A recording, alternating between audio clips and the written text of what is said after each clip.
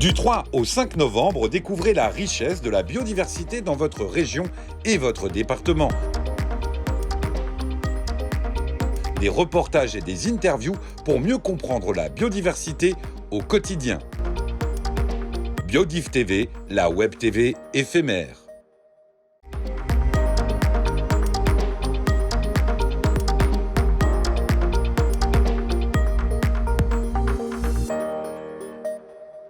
À l'échelle mondiale, la biodiversité ne va pas très bien. Les espèces disparaissent à un rythme alarmant. C'est en tout cas ce que démontrent étude après étude, publication scientifique après publication scientifique. On peut dire aujourd'hui qu'on est face à ce qu'on appelle une sixième extinction. Il y a eu 5 extinctions massives dans l'histoire de la Terre, liées à la glaciation, au réveil des volcans, à la météorite qui s'est écrasée dans le golfe du Mexique il y a 65 millions d'années et qui a rayé de la carte des espèces entières.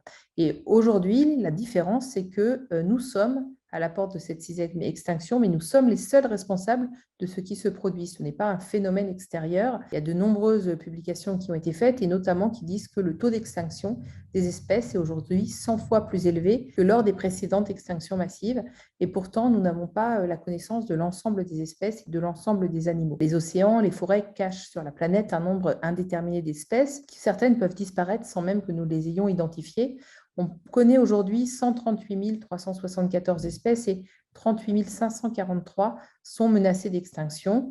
L'UICN, l'Union internationale de conservation de la nature, publie de façon régulière ce que l'on appelle des listes rouges, des baromètres de la biodiversité. Et sur ces listes, on sait aujourd'hui que 41% des amphibiens, par exemple, sont menacés, 14% des oiseaux, 23% des mammifères.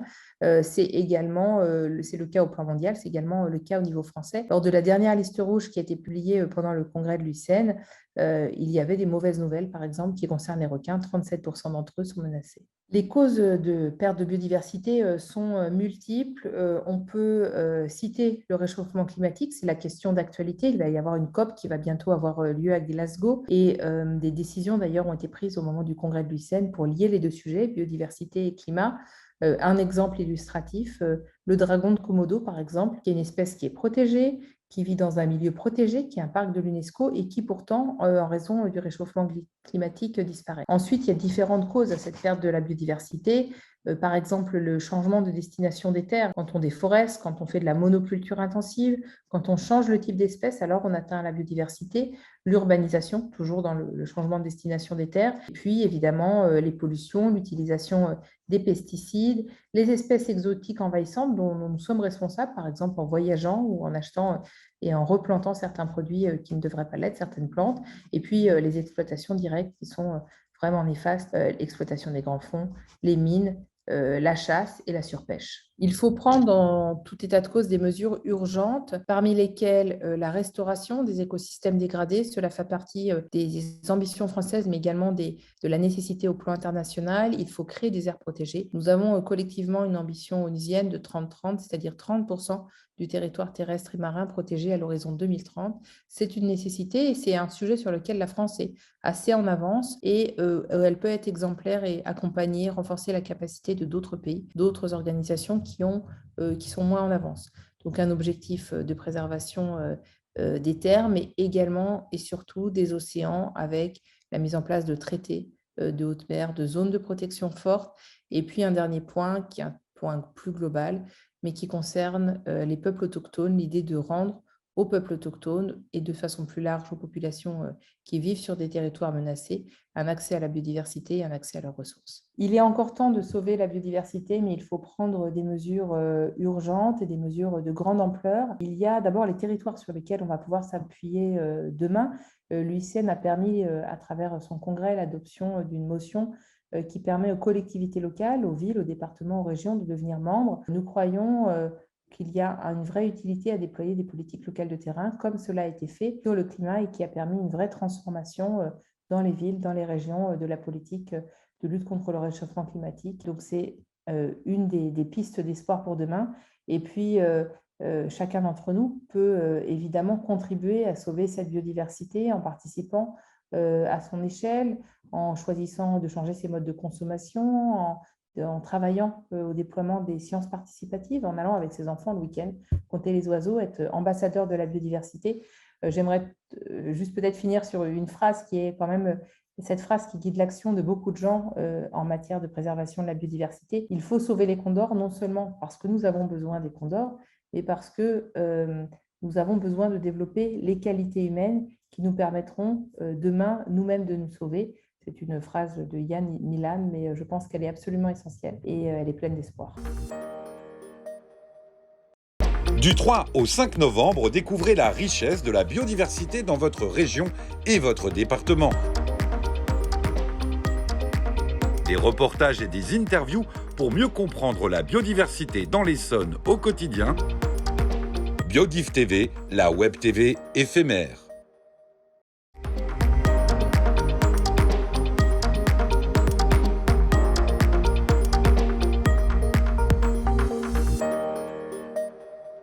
La région Île-de-France est peut-être un peu contre toute attente, une région qui est extrêmement riche en biodiversité.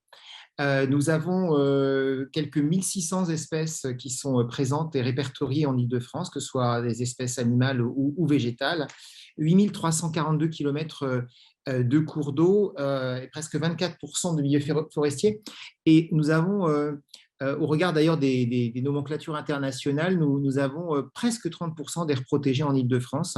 Alors évidemment, ça c'est un tableau qui semble parfaitement positif, mais la réalité, évidemment, nous ne l'ignorons pas, il y a des pressions énormes en Île-de-France, c'est une région capitale, avec beaucoup d'atteintes qui ont été commises aussi par le passé au milieu naturel. Les drainages de zones humides, la disparition de haies et de bosquets, l'urbanisation. Alors ça, c'est évidemment l'artificialisation des terres et le changement d'affectation des terres est un grand sujet en Île-de-France. 25 à 40% des espèces sont menacées en Île-de-France. On a même 90% aujourd'hui de certaines espèces de chauves-souris qui ont disparu. C'est des chiffres qui doivent nous inquiéter. Il y a quelques bonnes nouvelles quand même, avec des efforts qui ont été faits dans des aménagements qui ont permis la réapparition du castor depuis 2016. Donc voilà, quand on s'y met, il y a des résultats en faveur de la biodiversité.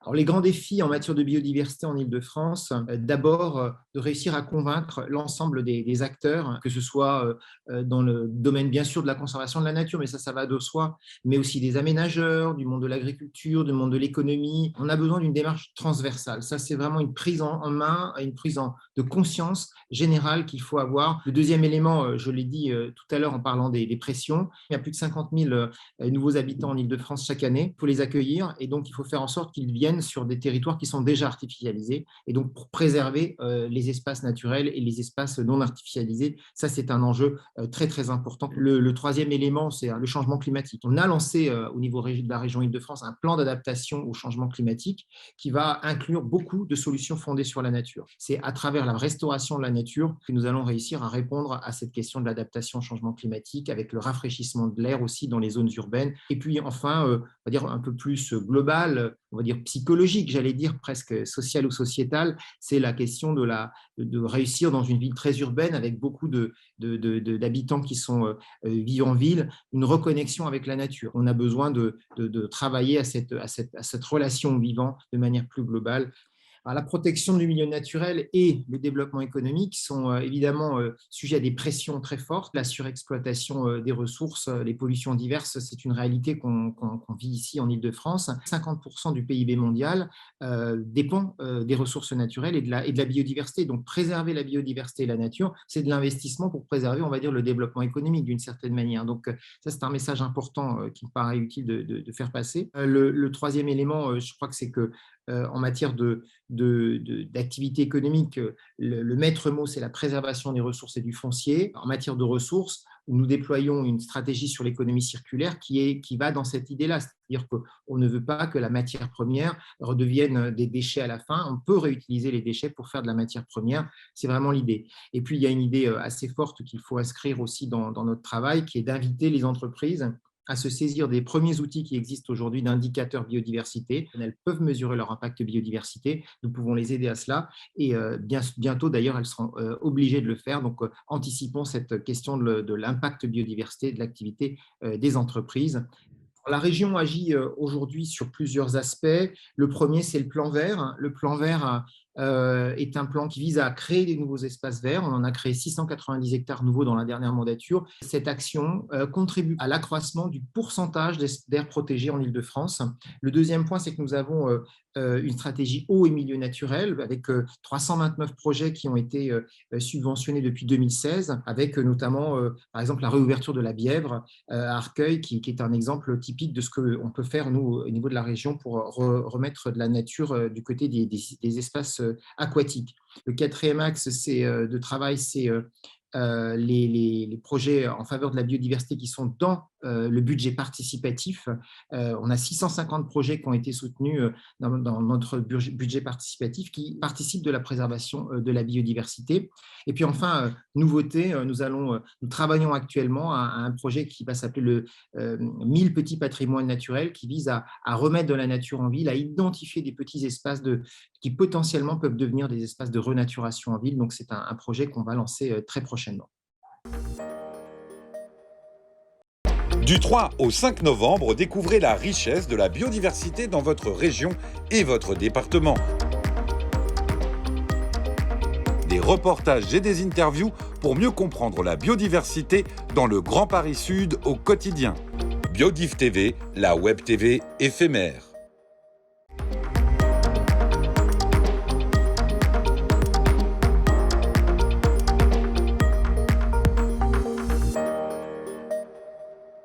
Hortilio est une plateforme numérique qui vise à développer la biodiversité dans les jardins privés.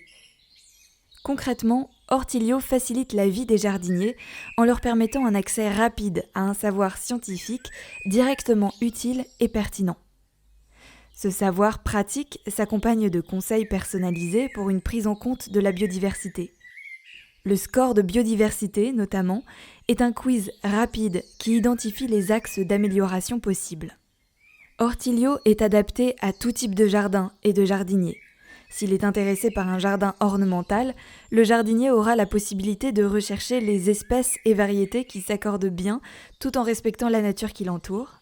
Ou, s'il souhaite produire de bons légumes de saison, Hortilio l'aidera à concevoir son potager et le conseillera sur les espèces qui s'entraident, qui s'intègrent à la biodiversité existante et qui permettent de minimiser l'entretien du potager tout en améliorant la production et en augmentant la résilience.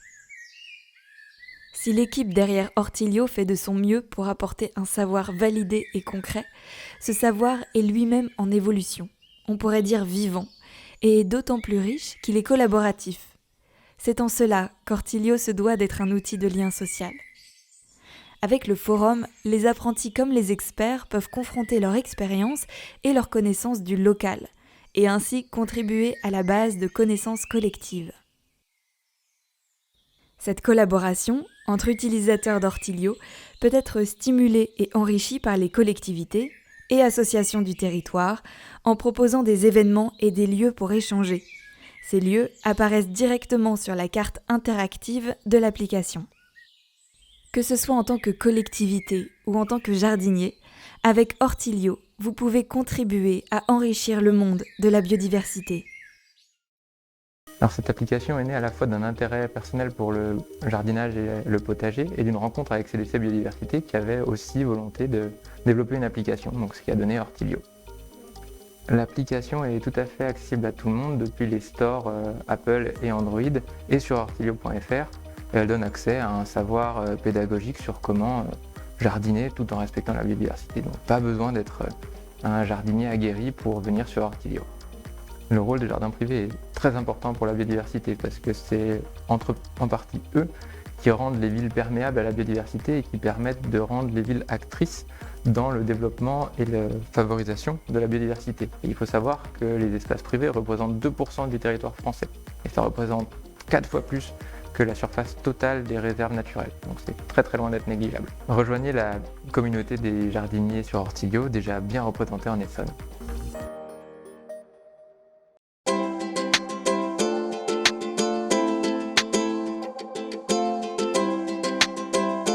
Bonjour, alors je travaille au Conservatoire des espaces naturels sensibles du département de l'Essonne, qui a fait le choix de travailler avec Jaya pour l'application Ortilio. Nous avons ainsi souhaité donner l'accès à nos adhérents JNS et aux autres Essonniens à l'application, qui est une application qui favorise le jardinage écologique par le biais de conseils, de fiches pratiques. Il y a également une base de données qui recense les différentes espèces à planter sur le territoire, notamment les espèces indigènes favorables à la biodiversité.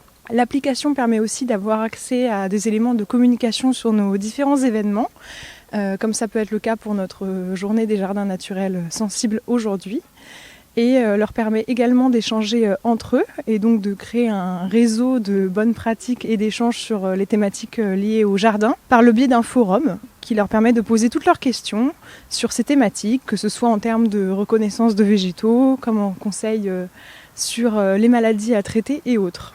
L'application permet également de rentrer des données propres à chaque jardin, des adhérents ou des Essonniens qui souhaitent avoir un regard sur leur impact sur la biodiversité. Cela dégage notamment un score de biodiversité en fonction des différentes données rentrées par les utilisateurs et ça leur permet d'améliorer ou d'orienter leurs pratiques par un guide de bonne plantation, limiter l'arrosage ou autre pour entrer dans un cercle vertueux en faveur d'un jardinage sain et écologiquement viable.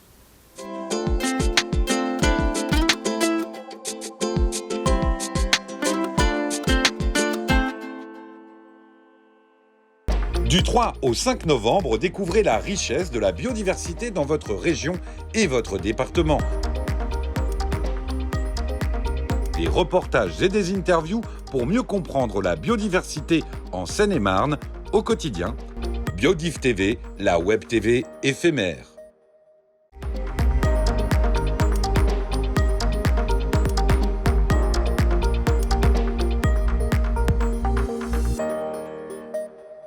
Bonjour à tous, donc je suis Marc Purca, je suis animateur nature et j'ai créé ma micro-entreprise comme un potager.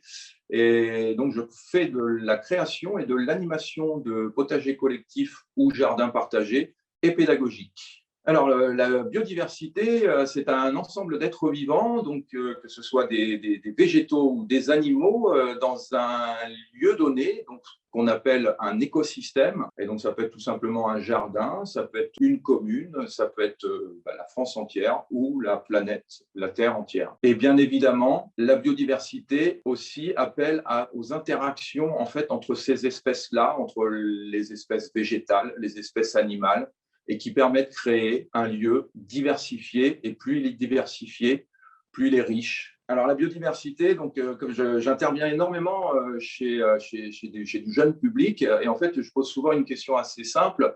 Je leur pose la question des araignées. L'araignée, c'est un petit animal qu'on n'aime pas beaucoup. On a beaucoup de phobies autour de l'araignée. Et pourtant, c'est un animal qui est extrêmement important. Et donc, je leur demande, bien évidemment, s'ils aiment beaucoup les moustiques. Et la réponse est sans appel, on n'aime pas les moustiques. Et effectivement, les araignées, quand vous laissez les araignées rentrer chez vous ou être dans votre jardin, eh ben, elles vont permettre de limiter en fait, l'invasion de ces petites bestioles, les moustiques, mouches, moucherons et compagnie, qu'on n'est pas forcément friands et qu'on n'aime pas beaucoup voir autour de nous. Alors, maintenir la biodiversité dans les jardins permet évidemment de limiter en fait nos actions, nous, avec des produits donc, phytosanitaires. Donc, produits phytosanitaires, ce sont des insecticides, des fongicides, insecticides donc, pour tuer les insectes, des fongicides pour tuer les champignons ou des herbicides éventuellement pour limiter l'invasion de certaines adventices, donc qu'on appelle vulgairement des mauvaises herbes. Et donc, le fait de créer un endroit biodiversifié, naturellement, va permettre aux espèces de rentrer en interaction les unes avec les autres pour limiter, en fait, et plutôt pour réguler, plutôt que d'éradiquer avec des produits on éradique, qu'ils soient naturels ou pas. Avec la biodiversité, on permet d'avoir une régulation de notre écosystème, donc de notre lieu de vie. Et par exemple, pour ceux qui jardinent ou qui font un potager, d'éviter d'avoir une multitude de chenilles, par exemple, qui envahissent nos choux et qui mangent énormément nos choux. Donc, il y a un exemple assez important pour moi à soulever, c'est l'importance des abeilles, qu'elles soient sauvages ou qu'elles soient les fameuses abeilles mellifères, nos abeilles domestiquées. car ce sont des pollinisateurs. Et les pollinisateurs permettent en fait à nos fruits, nos légumes et nos fleurs d'arriver à maturité. C'est-à-dire que si vous avez un plant de tomates, vous avez un plant de courgettes, vous avez un plant de poivrons et que vous n'avez pas de pollinisateur, vous risquez d'avoir beaucoup moins de production puisque cette bestiole-là, en fait, est attirée par les fleurs, vient polliniser les fleurs, et ce qui permet derrière la transformation de ces fleurs en fruits, en légumes ou en graines. Alors, donc, si vous voulez vous lancer, alors que ce soit dans un jardin, balcon, peu importe, alors il y a plein de solutions. Quand on a un jardin, la solution la plus simple, c'est de laisser une plate-bande, un bout d'herbe qui pousse. On a toujours l'habitude, en fait, quand on a une pelouse, de la tondre régulièrement. Et bien évidemment, de laisser simplement un bout de pelouse avec des fleurs, avec bien évidemment, il y aura plein de choses qui vont se créer dans cet environnement-là et qui permettra effectivement à plein de petites bestioles de vivre dans ce lieu-là. Il y a aussi d'autres exemples, bien évidemment, c'est de laisser un tas de feuilles pour favoriser l'émergence de crapauds éventuellement, de hérissons, et d'avoir effectivement une petite vie de micro-organismes et de macro-organismes. Alors évidemment, micro-organismes, vous avez donc ce qui peut être des bactéries, des champignons qui dégradent la matière, ou alors ceux qu'on connaît un petit peu mieux, ce sont les vers de terre, et qui vont permettre de dégrader doucement cette matière-là pour la restituer au sol, puisque l'interaction se fait aussi sous le sol. Pour un balcon, par exemple, prenez une petite jardinière et plantez-y des plantes qui vont attirer nos pollinisateurs, ce qu'on appelle des plantes mellifères. Vous avez la possibilité, avec presque rien, de fabriquer par exemple des hôtels à insectes. Si vous êtes sur un balcon et que vous n'avez pas forcément un jardin, effectivement, il est difficile de faire pousser une pelouse sur un balcon. Mais vous avez aussi la possibilité de créer, par exemple, ce type d'outil, qui est un hôtel à insectes et qui va permettre d'attirer sur votre balcon ou dans votre jardin, bien évidemment, ou dans n'importe quel type de lieu, énormément de petites abeilles, ce qu'on appelle des abeilles solitaires. Alors, on en connaît plusieurs. On connaît le cirfe, on connaît l'osmie. Ce sont des abeilles qui nichent dans les cavités. Vous voyez, vous avez du bambou, vous avez des tiges creuses. Exemple, le tournesol qui est à tige creuse, vous avez les buddléias qui sont à tige creuse ou les framboisiers. Et comme ça, vous récupérez ces tiges-là, vous les coupez, vous les mettez dans un hôtel à insectes et ces bestioles-là vont venir coloniser cet hôtel à insectes. Et donc, vous allez favoriser à votre échelle la biodiversité au sein de votre balcon ou de votre jardin. Des conseils pour aller plus loin, pour ceux qui ont déjà une petite connaissance, il y en a énormément. Vous pouvez par exemple, facilement créer des haies d'arbustes, privilégier des espèces locales. Et là, il suffit de se tourner vers les conseils départementaux qui ont des bouquins qui sont extraordinaires et qui ont une liste d'espèces locales et qui va vous permettre d'attirer, donc, que ce soit des insectes, des oiseaux qui vont nicher dans ces haies et qui vont permettre, dans vos jardins, de les attirer et donc de leur permettre de venir en interaction, et c'est-à-dire pour exemple, quand vous avez des mésanges qui nichent dans une haie, et ben la mésange va venir manger des chenilles. Et des chenilles, quand on travaille le jardin, on a souvent des ennuis avec les chenilles puisqu'elles prolifèrent et elles mangent nos cultures. Et pour un autre exemple, par exemple le hérisson, et ben vous créez avec un bout de cagette à l'envers, plus un fagot de bois dessus, plus des branchages et aussi des feuilles mortes, vous attirez le hérisson qui, lui, va limiter en fait l'invasion des limaces puisque c'est un friand de limaces. Et dans cette logique-là, en tant qu'initié, vous avez la possibilité aussi, quand vous jardinez, de créer des interactions entre des plantes, avec des plantes entre elles. C'est-à-dire qu'on appelle ça du compagnonnage. Un exemple très concret qu'on connaît tous en tant que jardinier un petit peu initié, c'est quand vous plantez des pieds de tomates, en général, on plante des tagettes. Ce qu'on appelle des tagettes, c'est par exemple des œillets d'Inde qui ont un pouvoir nématicide qui tue des nématodes. Les nématodes sont des petits vers translucides qui ont tendance à manger les racines des tomates. Et nous, on aime bien que les tomates aillent jusqu'au bout, qu'elles ne soient pas mangées. Donc, on a tous ces exemples-là, et il y en a évidemment plein d'autres. Donc là, vous souhaitez vous impliquer dans votre quartier.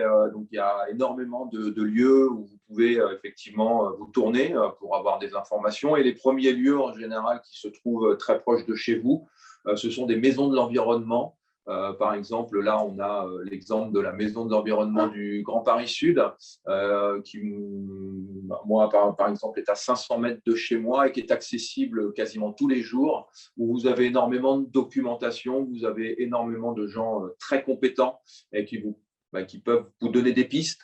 Vous avez aussi beaucoup d'associations nature qui sont créées, par exemple France Nature Environnement, qui œuvre aussi énormément et qui fait beaucoup de pédagogie, avec qui je suis en interaction assez régulièrement. Et puis bien évidemment, des lieux comme les jardins partagés, les potagers collectifs, comme ceux que je crée, où on a beaucoup d'ateliers sur le jardinage au naturel, sur comment favoriser la biodiversité, donc favoriser toutes les petites bestioles, la faune, la flore. Alors la faune, bien évidemment, ce sont tous les êtres vivants.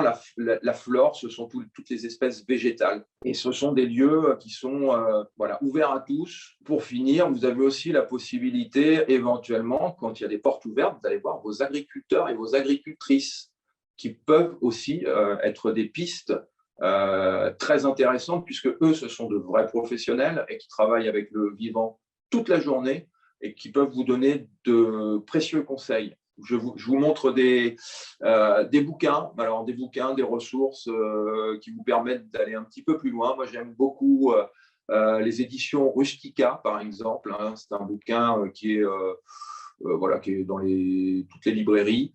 Vous avez aussi les éditions Terre Vivante, où je vous présente d'ailleurs un bouquin qui est très en phase avec ce dont on parle, des auxiliaires dans mon jardin, donc Terre Vivante, et qui propose aussi un magazine qui s'appelle le magazine des 4 saisons. Et si vous êtes près de l'Isère, vous avez la possibilité aussi de vous faire de vous former dans ce lieu-là, chez Terre Vivante, et ce sont des gens extraordinaires.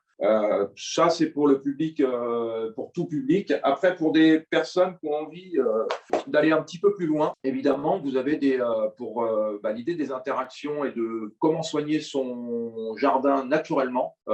Ça, c'est une vraie Bible. C'est Purin d'Ortie et compagnie. C'est des messieurs, des dames qui sont extraordinaires et qui expliquent comment soigner son jardin naturellement. Et par quelle méthode, avec l'utilisation de 33 plantes de nos jardins. Un autre bouquin qui est encore un tout petit peu plus pointu, et c'est un bouquin qui date, qui est de 1986, qui a été, alors moi je l'ai lu déjà plusieurs fois, il faut le lire plusieurs fois pour bien comprendre les bases scientifiques de l'agroécologie, écrit par Miguel Altieri, préfacé par Monsieur Dumont, et qui est un livre riche d'enseignements, qui nous montre que l'agroécologie est un domaine qui n'est pas nouveau et qui permet tout simplement d'éviter d'utiliser toute une batterie de produits chimiques de synthèse. Et ce livre est vraiment un livre référence, un livre de chevet, si je puis m'exprimer ainsi. Et évidemment, en ressources, je reviens de suite à la Maison de l'Environnement. J'aime beaucoup faire de la pub pour cette entité. Ce sont des gens formidables et qui ont énormément aussi de ressources, de bouquins.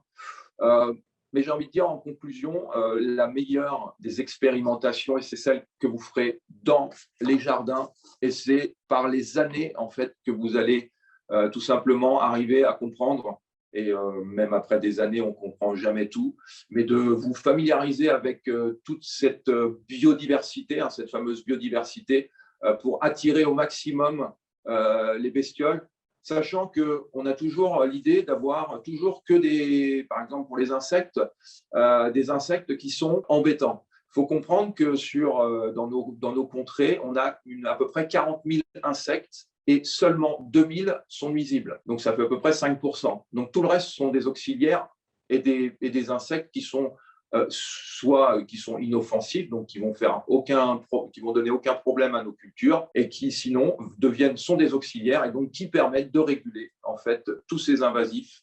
Voilà, tout simplement. Du 3 au 5 novembre, découvrez la richesse de la biodiversité dans votre région et votre département. Des reportages et des interviews pour mieux comprendre la biodiversité au quotidien. Biodiff TV, la web TV éphémère.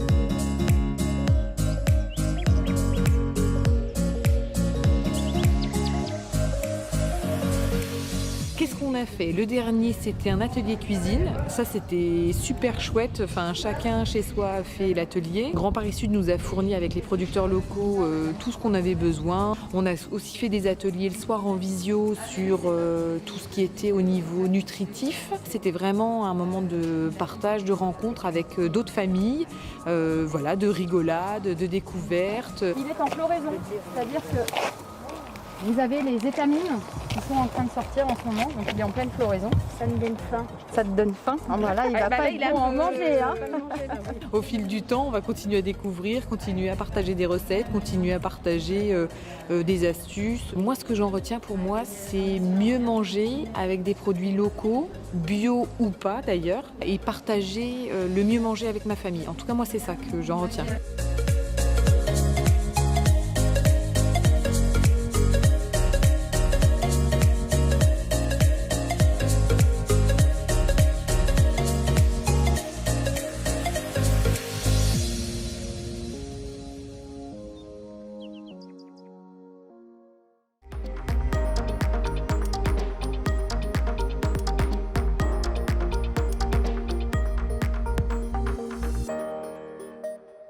Forcément davantage de produits frais de saison.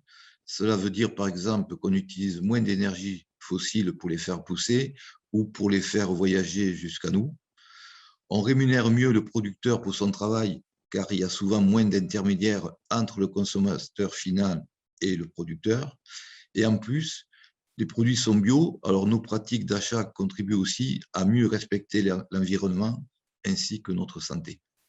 Alors, l'agriculture biologique ne recourt pas aux engrais, ni aux pesticides et ni aux insecticides. Cela permet de préserver la vie à l'intérieur du sol et les plantes en ont bien besoin pour bien pousser. On préserve aussi la qualité de l'eau de surface et toutes les espèces qui vivent, les zones humides, les eaux souterraines. Et donc, l'eau que l'on boit est donc bien meilleure, plus facile et moins coûteuse à dépolluer. C'est donc l'équilibre de tous ces écosystèmes que l'on contribue aussi à protéger. Alors, tout le monde peut y participer, personne seule, couple, foyer avec ou sans enfants, qui souhaitent manger sain et sans se ruiner et qui habitent une de nos 23 communes de Grand Paris Sud. Alors, il suffit de contacter la direction de la transition écologique de Grand Paris Sud pour se faire reconnaître. Et ensuite, il faut s'inscrire sur une plateforme web qui est dédiée. Alors, ça consiste en 6 moments conviviaux qui sont organisés tout au long du défi entre février et juin 2022.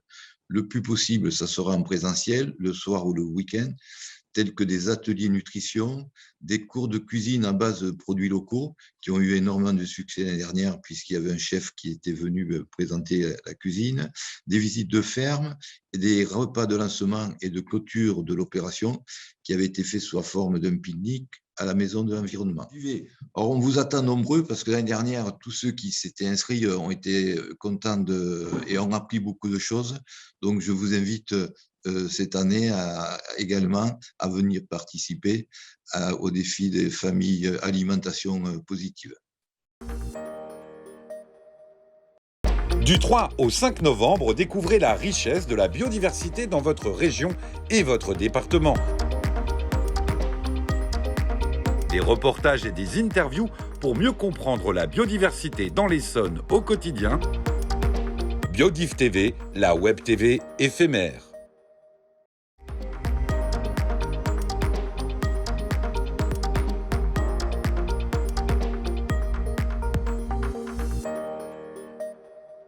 Sur notre territoire, chaque habitant produit 287 kg par an d'ordures ménagères. Un tiers de ce que l'on y jette, c'est de la matière organique. Restes de repas, épluchures, aliments avariés, papier essuie-tout et mouchoirs. Or, cette matière organique, eh bien, on peut lui donner une seconde vie. D'autant que ce n'est pas un déchet, bien au contraire, c'est une ressource précieuse. Comment transformer nos restes de jardin et de cuisine en un humus riche et fertile qui remplace le terreau et les engrais? D'ailleurs, on l'appelle l'or brun du jardinier. Vous l'avez compris, c'est le principe du compostage. Composter, c'est simple, c'est facile, c'est à la portée de tous et ça offre de nombreux avantages. En compostant, on allège notre poubelle, donc c'est moins de pollution, moins de CO2 lié au traitement des déchets. On obtient un fertilisant efficace et gratuit. C'est aussi un moyen de se reconnecter à la nature, de remettre les mains dans la terre et d'ordonner au sol ce qu'il nous offre. Il existe plusieurs façons de composter, selon que l'on vive en appartement ou en maison. Alors aujourd'hui, nous allons aborder le compostage au jardin. Tout d'abord, pour faire un bon compost, eh bien, c'est comme en cuisine, il faut les bons ingrédients et une recette. Les ingrédients, eh bien, c'est tout ce qui est issu du vivant. Matière végétale, matière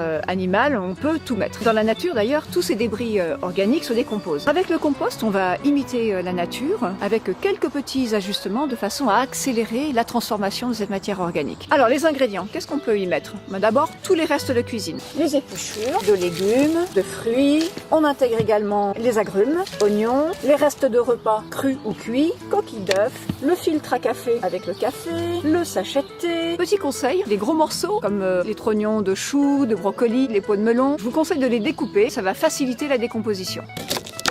Que l'on peut mettre également les boîtes d'œufs, les rouleaux de papier hygiénique, le papier essuie-tout, du papier brun, les emballages alimentaires, le papier journal et puis tous les petits cartons. Et on peut mettre évidemment tous les restes de jardin, tonte de pelouse, feuilles mortes, taille de haie. Ce qu'il faut mettre avec modération, c'est les gros morceaux de pain, la viande, le poisson, les laitages et l'huile. Alors après avoir vu ce que l'on pouvait mettre au compost, on va maintenant voir ce qu'il ne faut pas mettre. Alors, les branches de thuya, les feuilles vernissées comme le laurier, les résineux comme les sapins de Noël, les gros morceaux de bois, les bois vernis ou peints, les bouchons de liège, les os et carcasses, les crustacés, les litières d'animaux carnivores, ce qui est minéral, la terre, les cendres. Alors les cendres, mieux vaut les répandre directement dans votre jardin. Et pour terminer, la poussière d'aspirateur et les sacs dits biodégradables. Et maintenant, la recette. 3 règles d'or. Première règle, des apports variés et un bon équilibre entre matière humide et matière sèche. Les matières humides, elles sont riches en azote, donc c'est tout ce qui est tendre, mou, vert. Et les matières sèches, elles sont riches en carbone, donc c'est tout ce qui est brun, dur et ferme. Lors de vos apports, ce qui est très important, c'est de respecter un équilibre entre ces deux matières. 2 tiers de matière humide, 1 tiers de matière sèche. Deuxième règle, une bonne aération. Un compost a besoin d'air. Alors lorsque vous venez déposer vos apports, bien mélanger à l'aide d'une griffe.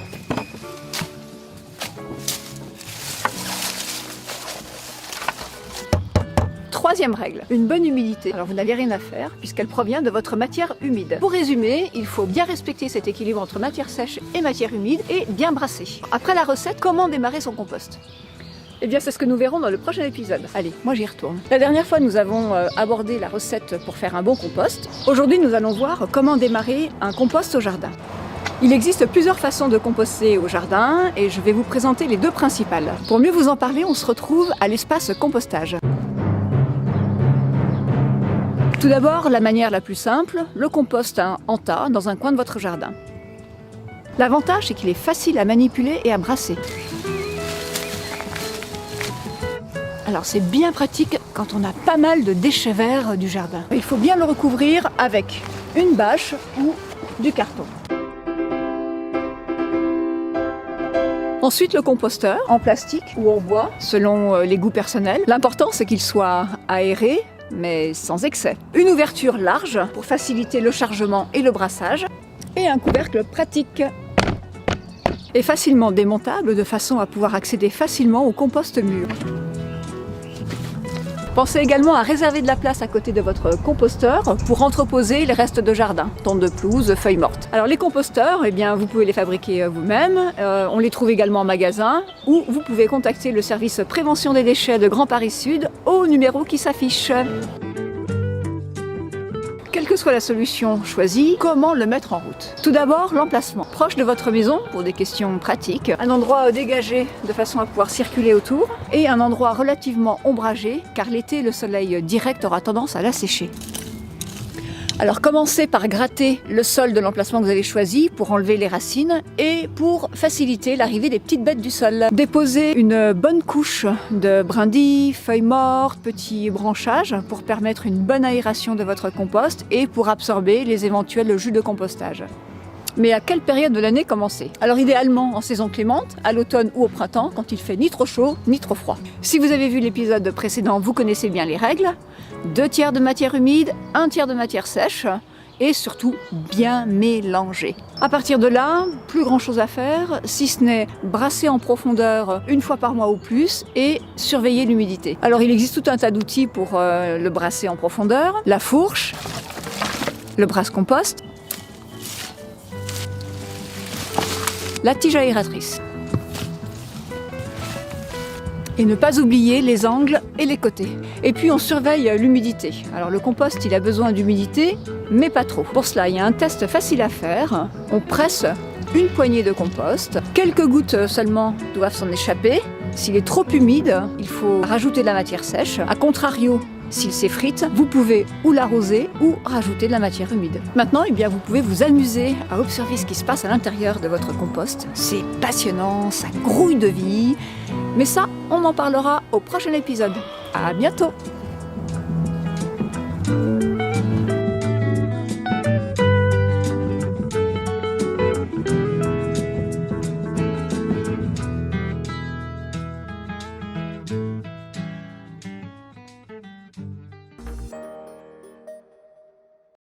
Du 3 au 5 novembre, découvrez la richesse de la biodiversité dans votre région et votre département.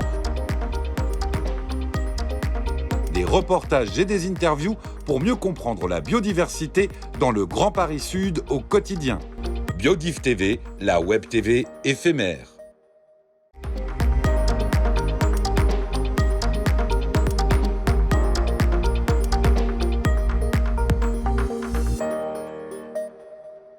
Bonjour à tous et bienvenue à Comble-la-Ville sur le site de la Couture, que certains d'entre vous connaissent peut-être pour y passer devant, sans d'ailleurs penser à ce qui s'y trouve, et que d'autres ne connaissent pas et que nous allons essayer de vous faire découvrir.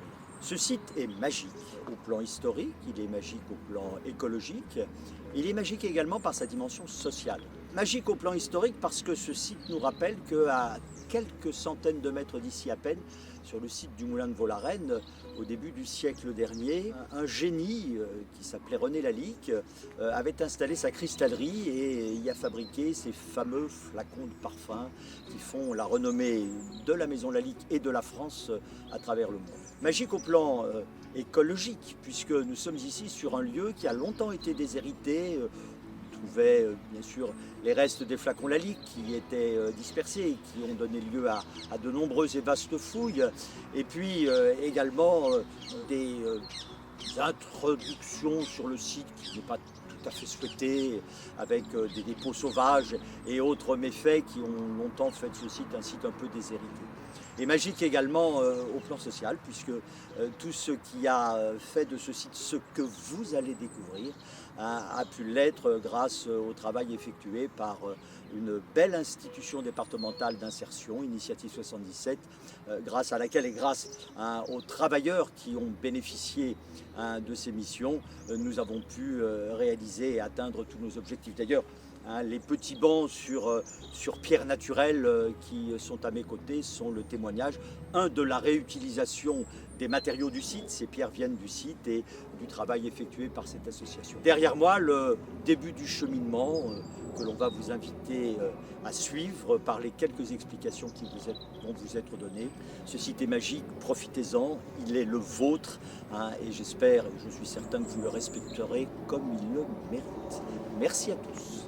L'espace naturel de la Couture est situé en bord de Znief, un site qui présente un intérêt écologique, faunistique et floristique qui s'étend sur 3 hectares. Et on a voulu en fait lui redonner une vocation environnementale avec une gestion écologique, un accès au grand public tout en préservant la biodiversité sur le site. Pour penser la restauration du milieu, on a fait appel au lycée agricole Bougainville, la filière BTS aménagement paysager, qui a fait des préconisations sur le site. Penser un peu des aménagements, travailler sur l'accueil du public, tout en préservant un peu le côté nature, l'aspect préservation de la biodiversité. Les propositions ont été étudiées, retravaillées donc avec nos partenaires techniques et financiers, la région et le département du 77. Les aménagements en faveur de la biodiversité, type les murets qui sont retrouvés sur le site ou les tas de bois morts, en fait ont été proposés en partenariat avec l'école de paysage Tecoma.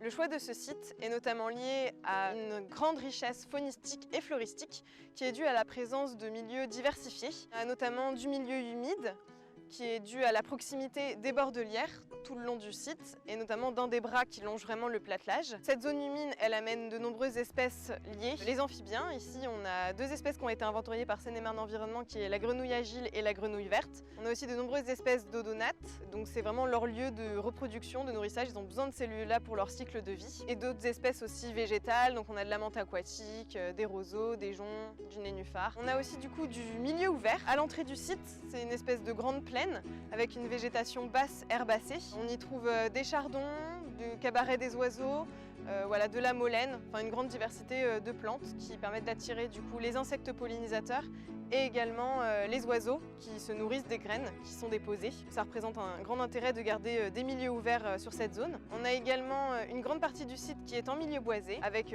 différentes essences comme les érables, on a du chêne, du frêne, des pruniers, de l'aubépine et aussi quelques pommiers. On a aussi voilà, quelques espèces qui ont été inventoriées comme des petits mammifères, des écureuils, le renard. C'est un site qui représente un intérêt notamment pour tout ce qui est bois mort qu'on laisse sur place, qui permet du coup d'attirer tout ce qui est insectes et champignons mangeurs de bois, qui va attirer aussi les pics, qui vont creuser des cavités et permettre à d'autres espèces de les occuper, comme les chauves-souris, des mammifères et d'autres espèces d'oiseaux comme les chouettes.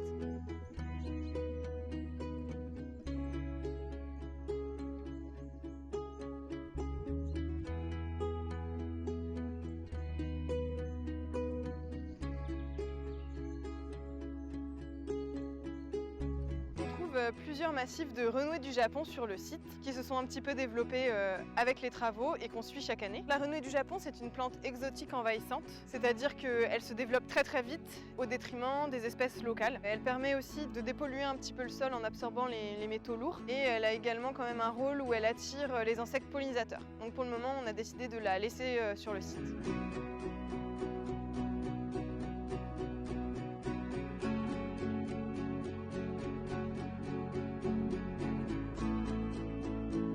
De laisser le site le plus naturel possible, il va y avoir très peu de gestion. Pourquoi on a choisi de laisser tous ces orties? C'est qu'ils ont une importance vraiment pour la biodiversité. C'est une plante hôte pour de nombreuses chenilles de papillons. Et également, il a un rôle de dépollution du sol, où il aspire les métaux lourds. Et comme c'est un site très pollué, voilà, il a tout son intérêt sur le site, donc on le laisse le plus possible, mais effectivement on va le dégager un peu sur les chemins. Il y aura également un peu de gestion encore d'érables sycomores afin d'éviter la fermeture des milieux. Et également, ce qui est prévu un petit peu plus tard, novembre-décembre, de la plantation d'arbres et d'arbustes, des haies champêtres pour cacher un petit peu la vue à certains endroits et qui seront importants pour la biodiversité.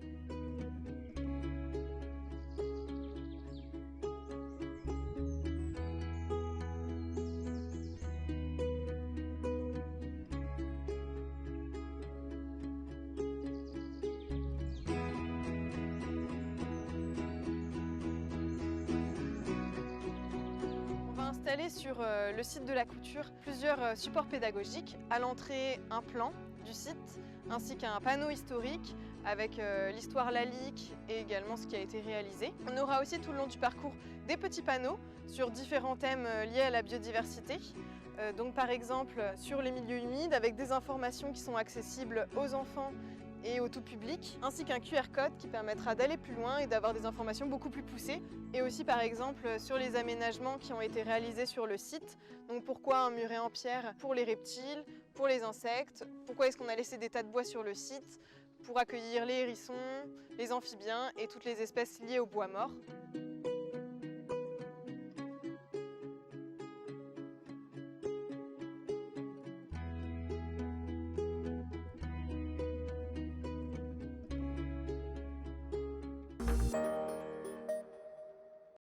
Du 3 au 5 novembre, découvrez la richesse de la biodiversité dans votre région et votre département. Des reportages et des interviews pour mieux comprendre la biodiversité en Seine-et-Marne au quotidien. Biodiff TV, la web TV éphémère.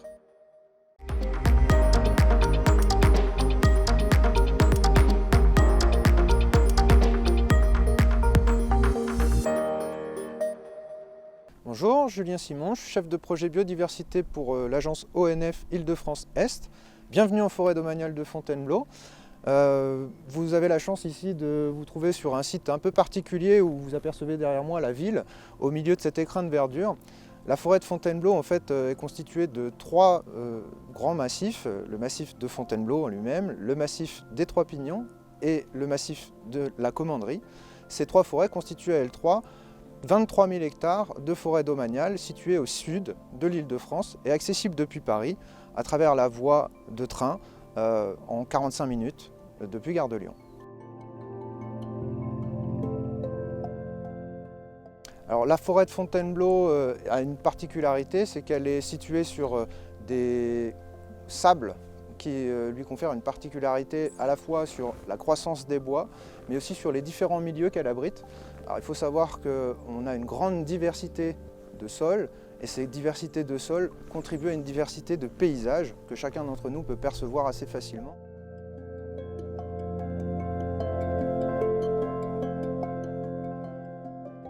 Alors ici, dans la réserve biologique intégrale du Gros Fouteau, on a la chance, comme vous le voyez autour de moi, d'avoir des arbres bien particuliers, de très vieux arbres. Il se trouve que si on voit ces arbres de ce diamètre, c'est tout simplement parce que d'une certaine façon, on a mis sous cloche cette zone, comme un certain nombre de surfaces en forêt domaniale. Historiquement, ces zones avaient été mises en protection pour des raisons liées au paysage. Ce sont les peintres de l'école de Barbizon qui, au milieu du 19e, ont activement milité pour classer ces zones en réserve. Et aujourd'hui, nous sommes héritiers de ces réserves. Aujourd'hui, au total, 7 réserves biologiques dites intégrales en forêt domaniale de Fontainebleau, qui représentent 1500 hectares de surface protégée sur les 22 à 23 000 hectares dont on parlait tout à l'heure.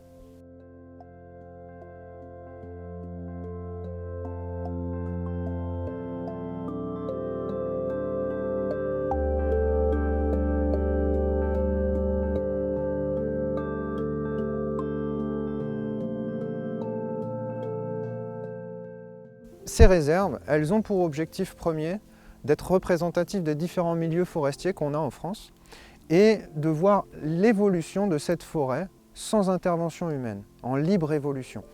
On voit ici la libre évolution conduit à avoir des arbres de très gros diamètre, mais également des arbres avec des trous, des champignons, des fentes, des cavités. Toute cette diversité de ce que nous on va appeler des micro-habitats permet effectivement la vie d'espèces bien particulières et inféodées à ces vieux bois. Là où il n'y a pas de vieux bois, nous ne trouverons pas certaines espèces particulières de champignons, de mousses, d'insectes. On peut citer un insecte emblématique pour nous ici, qui s'appelle le taupin violacé. Alors ça peut faire sourire, mais effectivement, vous le verrez en illustration, cet animal est directement inféodé au vieux hêtre. S'il n'y a pas de vieux hêtre, nous ne trouverons pas cet insecte.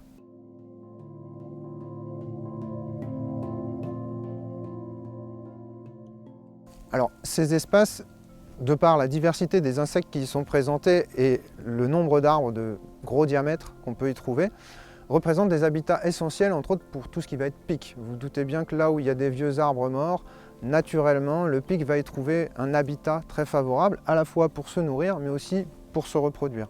Il se trouve que le massif de Fontainebleau abrite les 6 espèces de pics, pic et pêche, pic et pêchette, pic vert, pic mare, pic noir. Et donc on a ici un rôle, une responsabilité dans la conservation de ces espèces au niveau régional. Ce sont des réservoirs pour cette biodiversité et on le verra par la suite. L'objectif pour nous va être de connecter ces réservoirs pour permettre à ces espèces de vivre dans des conditions acceptables.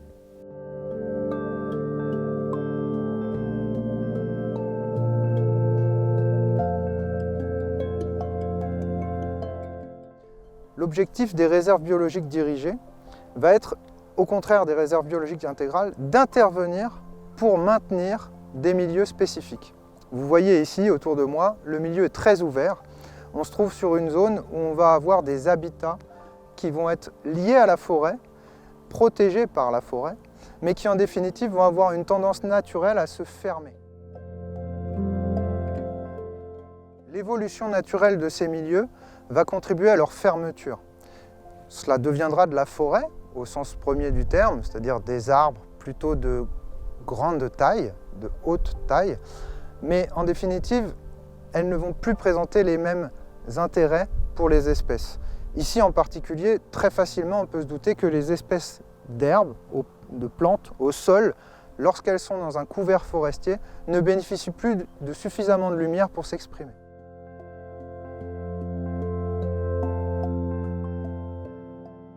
Alors on a parlé des 2500 hectares de réserves biologiques, qu'elles soient intégrales ou dirigées au sein du massif de Fontainebleau, mais il reste quand même 21 000 hectares dont on n'a pas encore parlé, et ces 21 000 hectares font l'objet d'une gestion dite durable. Alors qu'est-ce qu'on entend par gestion durable ? Depuis maintenant plusieurs années, la version de la gestion durable qui est beaucoup utilisée en Europe consiste à dire qu'on doit pouvoir concilier 3 enjeux principaux sur un même territoire. Parmi ces enjeux, il y a un enjeu qui est évident, qui est l'accueil du public. Ici à Fontainebleau, on a une vocation à accueillir de nombreuses personnes, pour des publics d'ailleurs variés, que ce soit randonnée, VTT, cheval, voilà. Mais aussi beaucoup de scolaires pour l'animation. Mais il y a également un volet écologique dont on a parlé sur les réserves en particulier, qui sont des endroits où on va avoir une gestion dédiée à cet enjeu. Mais sur le reste du territoire également, nous veillons à conserver un minimum d'arbres morts et de gros diamètre à l'hectare sur l'ensemble des surfaces qui sont gérées. Et en plus de ces 2 piliers qu'on pourrait appeler comme ça, du volet social et du volet environnemental, il y a effectivement un enjeu essentiel aujourd'hui qui est la production de bois pour la mise en œuvre tout simplement, à la fois dans la construction, mais également pour tout ce qui va correspondre à l'énergie. On parle beaucoup d'énergie actuellement, en particulier en ce moment compte tenu des hausses de prix significatives qu'on a pu constater. Il se trouve que le bois est l'énergie renouvelable prioritaire et la première utilisée en France et depuis de longue date.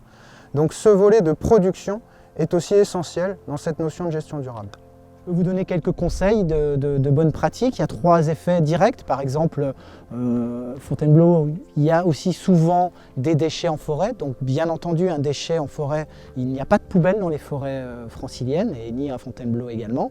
Donc quand vous venez en forêt, ramenez les déchets avec vous.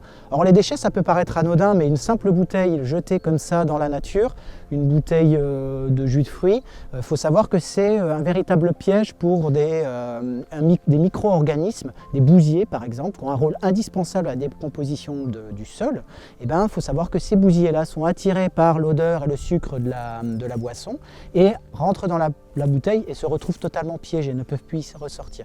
Donc voilà, un simple geste, savoir que quand vous jetez une bouteille de jus de fruits dans la nature, c'est un effet direct sur la faune, sur le sol. Il y a un autre conseil qu'on peut donner, c'est le feu. Alors le feu, souvent on dit attention, interdiction de faire du feu. Fontainebleau, c'est 40 départs de feu en moyenne par an. Alors par chance, ce n'est pas des surfaces importantes qui sont touchées, mais c'est une forêt qui est extrêmement sensible aux feux de forêt. Donc tout ce qui est feu de bivouac, feu de camp, c'est totalement interdit, d'autant plus que c'est des feux qui couvent dans le sol et qui ont tendance à repartir 2-3 jours après l'avoir éteint. Les gens pensent avoir éteint leur feu en disant c'est bon, on a versé les quelques restes d'eau qu'on avait de la soirée, et en fait ce qui se passe c'est que les pompiers interviennent 3 jours après parce que vous avez toujours de la combustion dans le sol, c'est de la tourbe, hein, et c'est du feu de tourbe, c'est-à-dire que quelques jours après, avec un peu de vent, le feu reprend, et là par le coup la conséquence est plus dramatique. Donc pas de feu. La raison pour laquelle il n'y a pas de feu, c'est que ces forêts-là sont très sensibles. Et dans un contexte climatique changeant, dans un contexte de dérèglement climatique, le feu sera une des premières causes directes aussi et un des premiers impacts. 3e conseil, les chiens et les animaux de compagnie. Tenir vos animaux de compagnie en laisse. Alors c'est bien de savoir pourquoi. En fait, les animaux de compagnie, on les tient en laisse, ou en tout cas il y a des périodes sensibles, d'avril à juillet, qui correspondent aux périodes de nidification des oiseaux, de mise bas des mammifères. C'est des périodes extrêmement fragiles pour ces espèces-là. Et alors un chien en printemps qu'on aurait envie de promener sans le tenir en laisse peut avoir un effet totalement direct sur ces jeunes animaux. C'est aussi un héritage. Il faut savoir qu'à Fontainebleau est né d'une certaine façon le tourisme vert. Il y a effectivement un ancien sergent de la Grande Armée de Napoléon qui s'appelait Claude François de Neucourt qui, au milieu du 19e siècle, plus exactement en 1842, a créé les premiers sentiers balisés au monde. Il était visionnaire ce monsieur, il était amoureux de cette forêt, il l'a parcouru dans tous les sens et il s'est dit tiens, qu'est-ce que je peux faire pour la rendre un peu moins inhospitalière, eh ben, il a effectivement créé 150 km de chemin. Il les a balisés d'une petite marque bleue à la peinture. Donc c'est pour ça qu'on appelle cela des sentiers bleus. Et cet héritage-là existe encore aujourd'hui. Et il est d'ailleurs entretenu par nos partenaires, les Amis de la forêt de Fontainebleau, parce que c'est un patrimoine, d'une certaine façon, qu'on doit maintenir et qu'on doit conserver le plus longtemps possible. C'est aujourd'hui 300 km de sentiers bleus qui sont offerts effectivement aux promeneurs. Et alors vous y retrouverez des merveilles. Du 3 au 5 novembre, découvrez la richesse de la biodiversité dans votre région et votre département. Des reportages et des interviews pour mieux comprendre la biodiversité au quotidien. Biodiff TV, la web TV éphémère.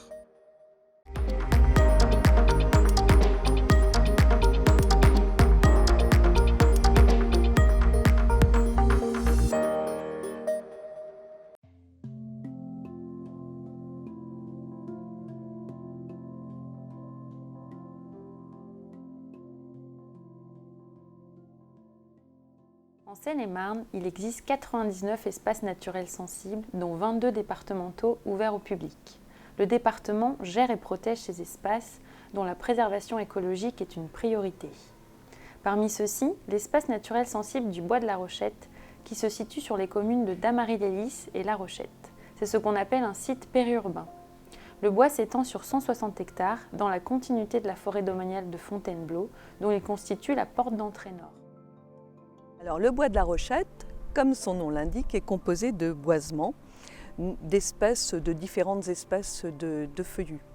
Mais également, nous avons de très belles futaies de chênes qui accueillent notamment de nombreux animaux de l'écosystème forestier. Surtout, nous avons les grands mammifères et notamment le cerf et le chevreuil qui se trouvent sur notre site. Les oiseaux sont également très présents sur le site.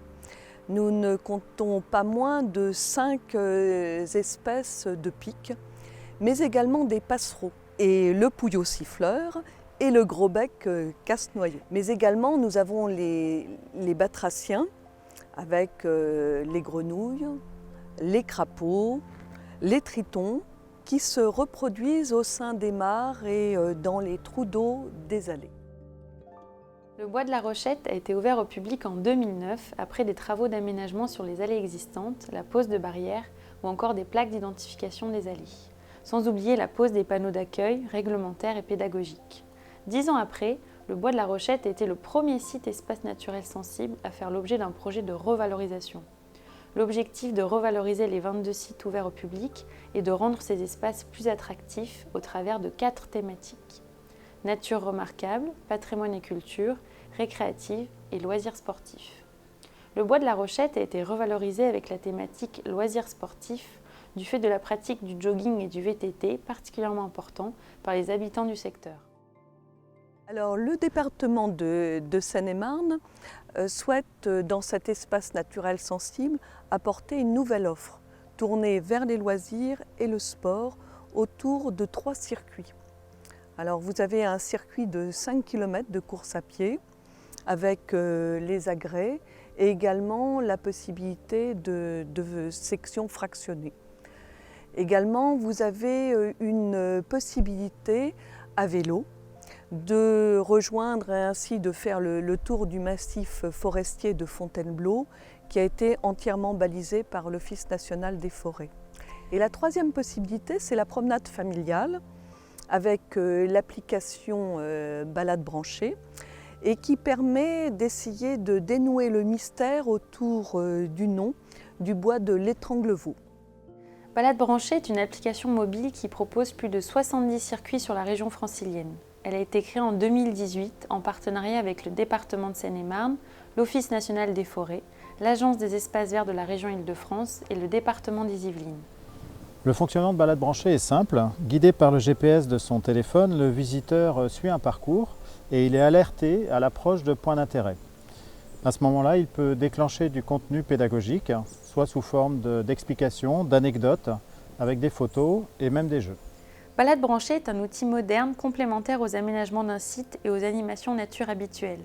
L'application permet de diversifier les activités sur les espaces naturels sensibles et d'attirer un autre public, notamment des jeunes et des familles, surtout grâce à son côté ludique. Alors, sur le bois de la Rochette, le circuit a été conçu sous la forme d'une enquête policière avec l'inspecteur Renard qui tente d'élucider le mystère du bois d'Étranglevaux, qui est le nom ancien du site. Au cours de l'enquête, l'utilisateur va découvrir différents aspects de la biodiversité des lieux. En voici quelques extraits. Salut, c'est moi, inspecteur Renard.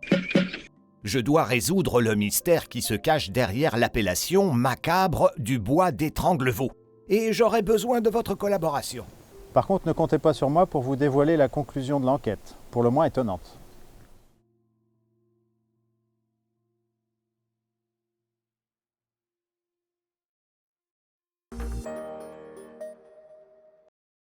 Du 3 au 5 novembre, découvrez la richesse de la biodiversité dans votre région et votre département. Des reportages et des interviews pour mieux comprendre la biodiversité dans l'Essonne au quotidien. Biodiff TV, la web TV éphémère.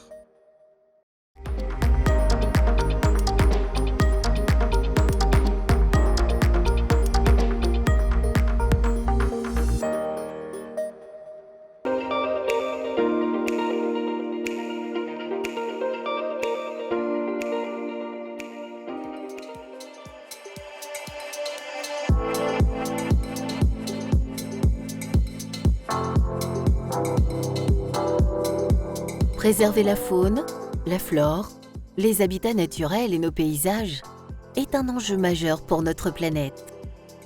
En Seine-et-Marne, il existe à ce jour 63 espaces naturels sensibles, dont 22 ouverts gratuitement au public sur 1754 hectares au total. L'organisation de ces sites s'organise autour d'hommes et de femmes professionnels, passionnés. J'ai d'ailleurs eu la chance de les rencontrer cet été et c'est là que j'ai vu que nous avions vraiment des équipes très motivés. D'ailleurs, et j'en suis heureux pour eux, quelque part leur travail a été reconnu puisque le Marais des Pisies aujourd'hui est reconnu internationalement. À nous de leur donner les moyens de continuer dans cette politique environnementale ambitieuse. Notre département et nos concitoyens le méritent. Des sites où l'équilibre s'est installé entre la préservation d'environnements fragiles et l'accueil du grand public. Plus que de simples balades, ces espaces constituent de formidables lieux de détente et de loisirs et sont de formidables outils pédagogiques pour toutes les générations. Le département de Seine-et-Marne, fort de son engagement en matière d'environnement, a souhaité revaloriser les espaces naturels sensibles ouverts au public. L'objectif est pour le département de Seine-et-Marne de rendre ces sites plus attractifs et notamment apporter une thématique. La nature remarquable, le patrimoine et la culture, les activités récréatives et les loisirs sportifs. 5 de ces sites ont été revalorisés entre 2018 et 2020. 5 autres sites présentent des projets où l'aménagement est en cours, dont les travaux seront finalisés en 2021. La revalorisation des sites passe par des installations ludiques, pédagogiques et de confort. Elles s'inscrivent dans l'aménagement existant pour mettre en valeur le cadre exceptionnel des sites, de fabuleux supports d'animation pour le grand public, les élèves ou les associations. On a proposé des nouvelles installations qui permettent de revisiter ou compléter les aménagements existants. Et l'objectif, c'était de faire découvrir les sites au public ou, pour ceux qui les connaissent, de les redécouvrir, de recréer une certaine dynamique. Et tout ceci dans une approche à la fois innovante et originale. Ces projets sont exemplaires à 3 niveaux. On a essayé d'éviter tout impact sur le milieu naturel, de les intégrer au mieux dans les paysages et également d'utiliser au maximum les matériaux écologiques. Au-delà du tissu touristique, il présente une dimension économique à travers la gestion de ces espaces en lien étroit avec les acteurs du territoire. Prestations aux entreprises, conventions avec les éleveurs, agriculteurs ou apiculteurs, ils sont ainsi pleinement intégrés au paysage local. Rivières, vallées, plateaux, plaines, forêts, étangs. La Seine-et-Marne se distingue par une nature variée qui abrite une biodiversité riche et utile à l'homme. L'enjeu n'est pas seulement actuel. Préserver et faire connaître nos espaces naturels sensibles, c'est agir pour les générations à venir, pour qu'elles puissent, autant que nous, jouir de la beauté de cette nature.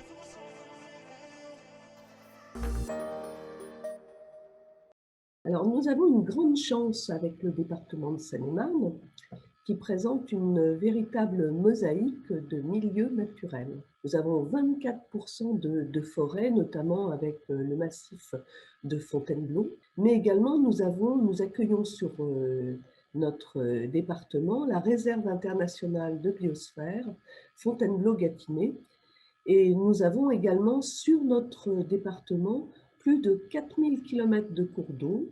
Nous avons 18 sites Natura 2000 et des espaces naturels sensibles qui offrent une richesse naturelle particulièrement importante pour être préservée et connue de nos concitoyens. Par ailleurs, nous avons des milieux naturels de grande qualité.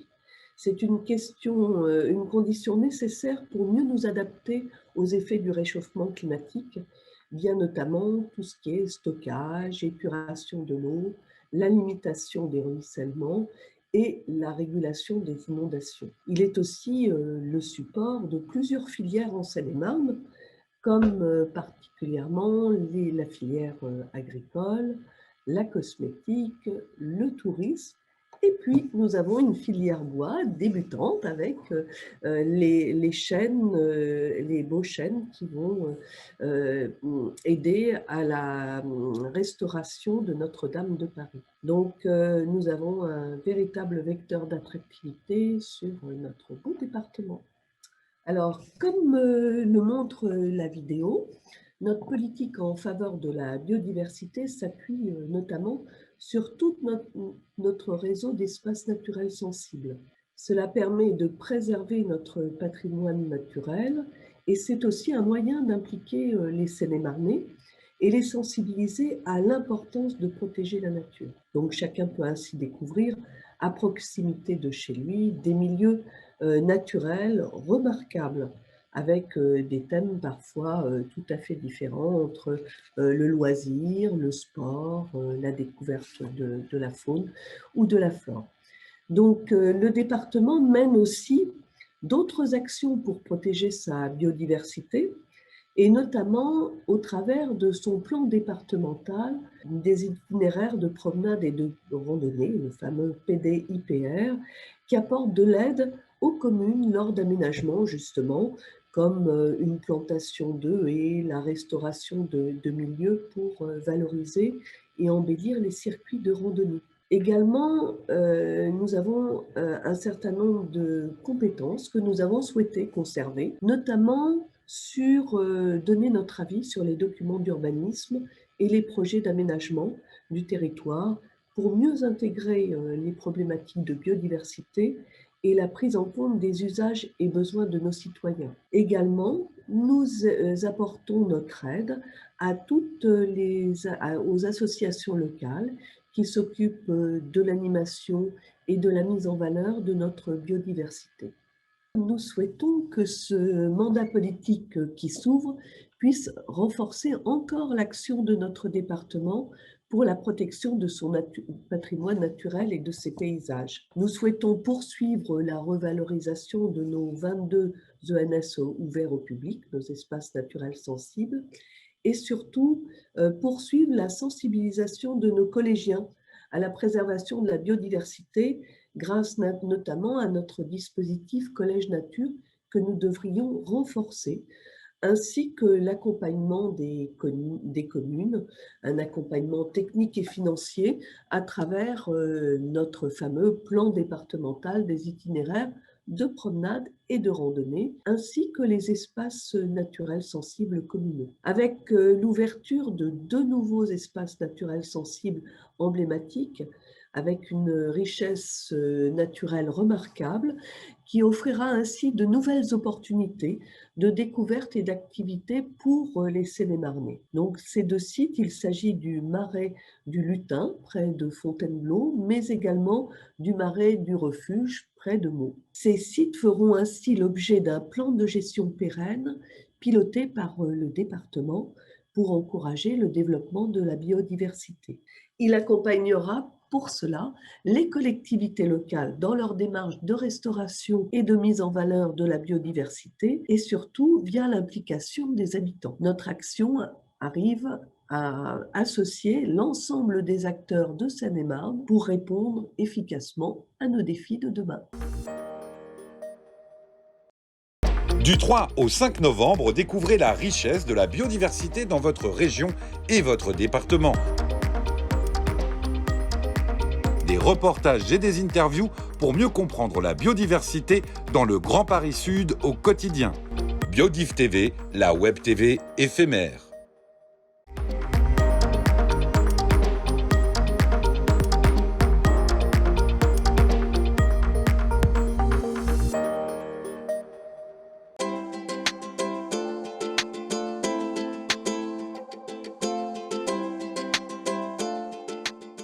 La préservation des espaces naturels sensibles est une des politiques que le département de l'Essonne poursuit avec détermination et passion.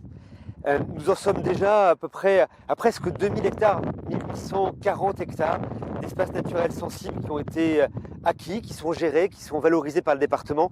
Ils sont répartis sur l'ensemble du territoire. Il y a des lieux comme le massif des Grands Avaux à Chanqueuil, la forêt du Rocher de Sceaux ou encore les pelouses calcicoles de Puisenel-Marais. C'est un enjeu qui nous paraît extrêmement important pour à la fois préserver la biodiversité, préserver notre patrimoine naturel, préserver simplement notre environnement. Nous sommes heureux et fiers que ce travail-là de longue haleine ait été salué récemment par l'UICN, l'Union internationale pour la conservation de la nature, qui vient d'inclure un des sites essonniens, les marais de la basse vallée de la Juine et de l'Essonne, dans sa liste verte qui recense les sites peut-être les mieux préservés, les mieux gérés pour la préservation de la biodiversité. C'est une liste exigeante sur la base de 17 critères. Il y a 59 sites qui sont labellisés dans le monde, 22 en France, avec des lieux aussi emblématiques que le massif du Mont Blanc ou le Canigou ou les Écrins. Et en Essonne, ici, chez nous, ce sont donc les marais de la basse vallée de la Juine et de l'Essonne qui ont été retenus. Si nous nous engageons avec autant de passion dans la préservation des espaces naturels sensibles, c'est bien sûr pour une question environnementale, mais c'est aussi pour vous inviter à vous y promener, à y déambuler, à les visiter, à y emmener vos amis. La transition écologique, la préservation de la biodiversité est le grand enjeu de notre époque. Et pour pouvoir lutter contre cela, lutter contre le dérèglement climatique, lutter contre la perte de biodiversité, il faut entraîner tout le monde. Bien sûr, nous avons besoin de chiffres, bien sûr, nous avons besoin d'éléments factuels, mais nous avons aussi besoin d'une écologie amoureuse, d'une écologie poétique, d'une écologie où on prend conscience de la beauté de notre patrimoine naturel. Venez visiter ces espaces, partagez-les avec vos amis, vos connaissances. C'est parce que nous serons nombreux à prendre conscience de la beauté de notre patrimoine naturel que nous réussirons ensemble la transition écologique et que nous réussirons à préserver la biodiversité.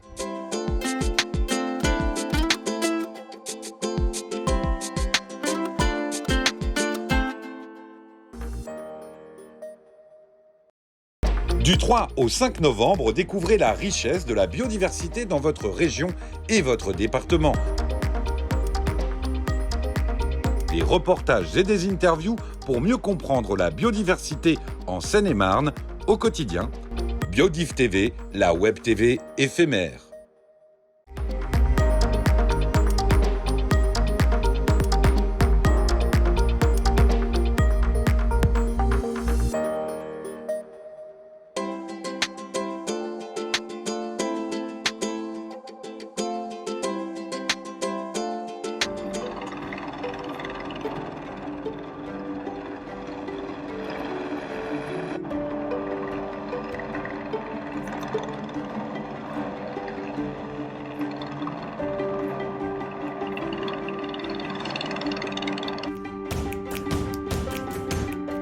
On le reconnaît facilement donc avec sa tête blanche et son bandeau marron. faut savoir qu'en France, c'est moins de 90 couples de balbuzards qui se reproduisent. On a 2 noyaux, donc un noyau en Corse où il y a un peu moins de 30 couples, et puis un noyau qui est autour de la forêt d'Orléans avec une petite soixantaine de couples. Et après, on a quelques couples qui sont disséminés dans différents départements et on a la chance en Essonne d'accueillir donc un couple depuis 2005 de ce fameux rapace.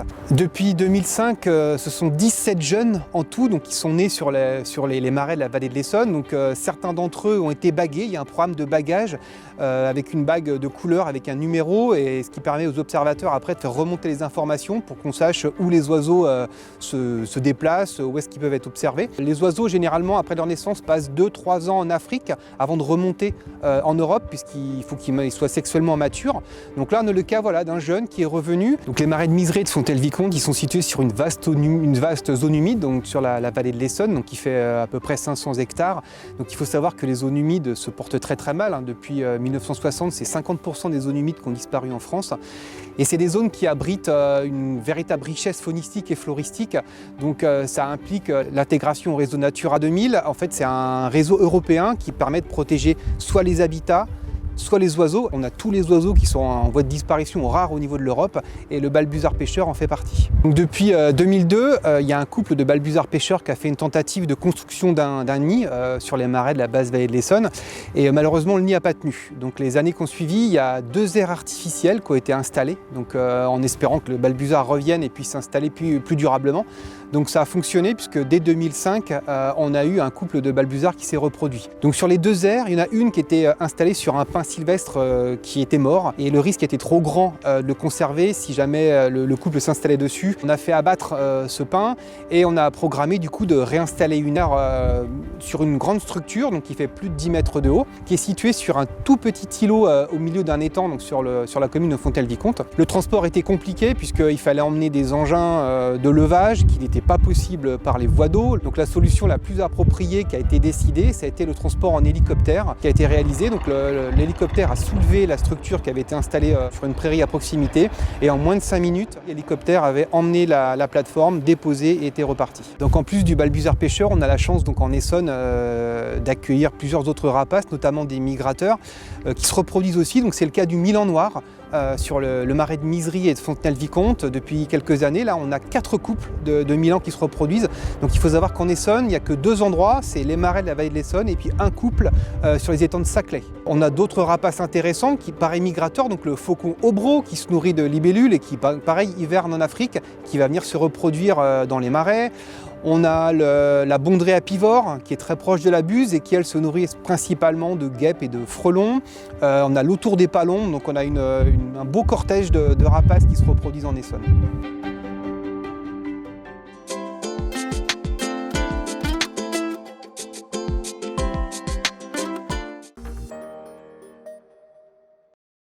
Du 3 au 5 novembre, découvrez la richesse de la biodiversité dans votre région et votre département. Des reportages et des interviews pour mieux comprendre la biodiversité au quotidien. Biodiff TV, la web TV éphémère.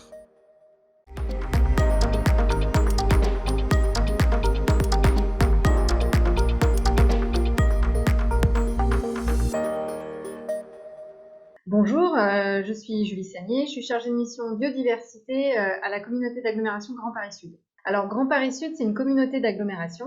En fait, une communauté d'agglomération, c'est un territoire qui regroupe plusieurs communes, mais qui est plus petit qu'un département. Grand Paris Sud, par exemple, regroupe 23 communes et sa particularité, c'est que c'est un territoire qui est à cheval sur 2 départements, la Seine-et-Marne et l'Essonne. C'est aussi un territoire qui est un peu entre urbanité et ruralité, avec 50% quand même d'espaces agricoles, naturels et forestiers. Alors la communauté d'agglomération, elle va en fait exercer des compétences complémentaires de celles qui sont mises en œuvre par les villes, les régions ou les départements. Et par exemple, en termes de biodiversité, Grand Paris Sud va être en charge de la gestion d'un certain nombre d'espaces naturels et d'espaces verts, mais il contribue également au fonctionnement de certains massifs forestiers et il travaille sur la gestion de l'eau et des milieux humides. Pour moi, la biodiversité, c'est tout simplement la vie, et puis toute sa profusion en fait. Le meilleur exemple que je que j'ai en tête, c'est tout simplement une prairie en plein été qui va résonner un peu du chant des insectes et des oiseaux. Voilà, pour moi, c'est un peu ça, la biodiversité. Alors, concrètement, à titre d'exemple, on a entamé un vaste projet de préservation et de valorisation du site naturel de l'Essonne. C'est un site qui est situé sur 3 communes, Lise, Villabé et Corbeil-Essonne, et le projet devrait permettre aux habitants de redécouvrir cette magnifique mosaïque de milieux naturels. De nouveaux cheminements vont être aménagés, il va y avoir également des balcons, des observatoires et des panneaux pédagogiques qui vont être installés. Tout ça pour profiter de la mise en valeur de ces milieux et de ces paysages, et puis aussi pour pouvoir observer tout simplement la biodiversité. Et bien sûr, les agents espaces verts de la collectivité contribuent au quotidien à la préservation de la biodiversité par la gestion durable qu'ils appliquent sur les espaces dont ils ont la gestion. Et puis par exemple, ils ont installé plus de 150 nichoirs à mésanges pour aider à lutter contre la prolifération des chenilles processionnaires qui peuvent, dans certains cas, poser des problèmes de santé publique. On a de la chance, les habitants du territoire peuvent se rendre sur de très nombreux sites où ils peuvent observer la biodiversité. Alors je pense par exemple aux lacs de Viry-Châtillon et de Grigny, qui sont un rendez-vous bien connu des ornithologues, où on peut observer beaucoup d'oiseaux migrateurs, ou par exemple le martin pêcheur, qui est un petit peu la mascotte locale. Alors à une autre échelle, on a aussi le parc éco-paysager de la Clé de Saint-Pierre, à Saint-Pierre-du-Perret. C'est un tout nouveau parc qui va mélanger un peu les prairies, les zones humides, les boisements, et où du coup la biodiversité devrait pouvoir bien s'exprimer dans les années à venir. Alors bien sûr, l'est du territoire offre également beaucoup d'espaces de nature, comme l'étang du Follet à Cesson ou l'espace naturel de la Motte à Lieusaint. Et puis sans oublier également les grands massifs forestiers du territoire, comme la forêt de Sénart, la forêt de Rougeot, la forêt de Bréviande ou la forêt de Sainte-Eutrope. Et puis aussi, on a quand même la Seine qui traverse tout notre territoire sur plus de 25 km. Du 3 au 5 novembre, découvrez la richesse de la biodiversité dans votre région et votre département. Des reportages et des interviews pour mieux comprendre la biodiversité en Seine-et-Marne au quotidien. Biodiff TV, la web TV éphémère.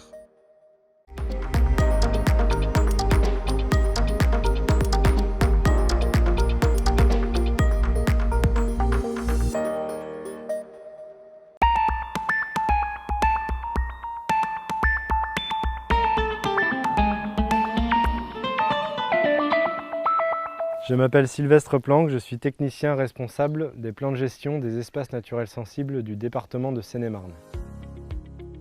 Ce qui fait l'intérêt de mon métier, c'est la conservation d'un environnement naturel de qualité, qui est une chose très importante dont tout le monde a pris conscience aujourd'hui. Ce qui m'intéresse plus personnellement, c'est le contact avec la nature. Avoir des journées dehors, immergées, à observer la faune et la flore. Ce qui m'intéresse aussi, c'est tous les contacts humains qu'on peut avoir au travers de la gestion des sites, que ce soit la communauté scientifique pour tout ce qui est études sur les espaces naturels sensibles, mais aussi tout le réseau de partenaires qu'on maintient et qu'on développe pour nous aider à la gestion directe des espaces. La principale qualité dont il faut faire preuve, à mon sens, c'est l'humilité, parce que on ne connaît pas grand-chose de la nature, malgré tous les moyens qu'on peut avoir pour l'étudier. Donc il faut être conscient qu'on se trompe souvent et qu'il faut réorienter. Il faut faire preuve d'adaptation du coup, puisque à chaque échec, il faut trouver de nouvelles méthodes pour arriver à des solutions. Il faut faire preuve de discrétion pour pouvoir observer, s'imprégner de l'environnement et étudier correctement. Il faut faire preuve de rigueur parce que dans tout ce flou naturel, il faut quand même pouvoir avancer avec des objectifs précis. Et il faut faire preuve de beaucoup d'autonomie, notamment aussi parce qu'on est souvent seul à gérer des projets ou en tout cas sur le terrain. C'est l'impératif scolaire qui m'a fait chercher des structures et j'ai pu rentrer au département en apprentissage. Et ensuite j'ai eu l'opportunité d'occuper un poste dans la foulée. Donc je suis rentré par l'intérêt d'accomplir mon cursus scolaire. Et je pensais ressortir, puis finalement, voilà, je suis tombé amoureux du métier et je suis resté. Alors aujourd'hui, évidemment, j'ai pris conscience de tout l'intérêt du service public et de pouvoir gérer, étudier des sites avec des fonds publics sans intérêt privé. Donc c'est ça qui m'intéresse aussi aujourd'hui. Et puis pouvoir participer à les offrir au public à terme. J'ai fait un bac technologique STAE à l'époque, qui doit être remplacé par le bac technologique STAV aujourd'hui. Je suis parti en lycée plutôt dans la filière agricole pour faire ce bac. Et ensuite, j'ai fait un BTS gestion et protection de la nature par apprentissage. J'étais apprenti au département de Seine-et-Marne et puis je suis resté finalement au département jusqu'à aujourd'hui. Alors, il y a deux types de journées types, si je puis dire. Donc, la journée plutôt au printemps, en été de terrain, où je passe quasiment toute la journée sur le terrain pour réaliser des inventaires ou des suivis ou accompagner des partenaires sur le terrain. Donc, soit je passe par mon bureau avant et après, soit j'y vais directement. Ça dépend de l'organisation. Et puis, en hiver, il y a plutôt la journée type de bureau. Où là, je reste toute la journée au bureau. Le matin, en général, on fait un point avec les collègues au moment du café. On profite de ce moment convivial pour faire un petit peu le point sur d'éventuelles questions, sur les travaux, sur l'organisation de la journée, de la semaine, les demandes des uns des autres. Et puis après, je pars sur mon ordinateur, puis avancer sur les documents, sur la rédaction, la relecture, le suivi de toutes les productions écrites. Si vous le souhaitez, il est possible, pour les habitants, de participer à des chantiers nature. Nous, au département, on en fait pour l'instant assez peu, mais c'est l'objectif d'en développer. Mais en tout cas, il y a pas mal d'associations et de structures qui peuvent proposer régulièrement des chantiers bénévoles pour la restauration de milieux naturels, de l'éradication d'espèces invasives. On a réalisé en partenariat avec plusieurs structures la prolongation du crapaud-duc de la plaine de Sorque en octobre 2020 dans le cadre d'un chantier participatif qui a réuni environ 250 personnes sur une journée. C'était un très très gros chantier. Voilà, ça a permis d'avoir une action assez rapide et très efficace et à moindre coût pour la collectivité. Le crapaud-duc, c'est un système de barrières qui sont placées de chaque côté de la route qui empêchent les petits animaux et surtout les amphibiens de traverser et de risquer de se faire écraser. Donc les animaux sont bloqués par les barrières, longent les barrières et trouvent des passages souterrains sous la route, des canalisations qui leur permettent de traverser en étant à l'abri des véhicules. Du 3 au 5 novembre, découvrez la richesse de la biodiversité dans votre région et votre département. Des reportages et des interviews pour mieux comprendre la biodiversité dans le Grand Paris Sud au quotidien. Biodiff TV, la web TV éphémère.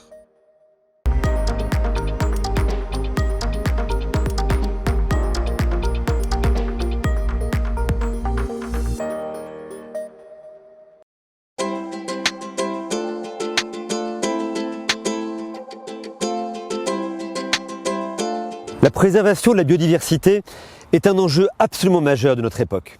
Le département prend toute sa part à travers une politique ambitieuse d'acquisition, de gestion, de valorisation des espaces naturels sensibles. Mais nous ne pouvons pas agir tout seuls. Et nous voulons également agir sur un autre sujet, sur un autre enjeu, qui est la question de la nature en ville. La nature en ville, c'est évidemment quelque chose qui va contribuer à la biodiversité en ville, mais c'est aussi important en termes de résilience par rapport au dérèglement climatique pour pouvoir contribuer à abaisser un peu la température. Nous avons besoin de vous à travers une politique qui est celle des jardins naturels sensibles. Nous avons lancé cela il y a maintenant quelques années. C'est une politique qui est spécifique au département de l'Essonne, qui permet à chacun d'entre vous de rentrer dans une démarche volontaire, dans une démarche de contribution à la préservation de la biodiversité. À travers ces jardins naturels sensibles, que vous soyez propriétaire d'un jardin, d'un balcon, d'un potager, d'une terrasse, vous pouvez, en rentrant dans un système de bonnes pratiques, en adhérant à une charte des jardins naturels sensibles, vous allez pouvoir contribuer à cette préservation de la biodiversité en ville, contribuer à la constitution de cette trame verte, trame bleue, qui est si importante pour préserver notre environnement. Ça fait quelques années que je suis adhérent des jardins naturels sensibles. J'habite la ville de Lys où j'ai un jardin potager et les différents intervenants qui nous ont présenté des techniques sur le potager m'ont amené à changer un peu mes pratiques. Nous avons lancé depuis maintenant plusieurs années ce programme et vous êtes déjà plus de 300 à être rentrés dans cette démarche jardin naturel sensible. Nous sommes très ambitieux pour la suite, vu l'importance de l'enjeu. Nous voulons atteindre 1000 jardins naturels sensibles, 1000 jardins en 5 ans. C'est l'objectif volontaire, ambitieux que nous fixons pour le département de l'Essonne. Pour pouvoir y arriver, nous avons avant tout besoin de vous.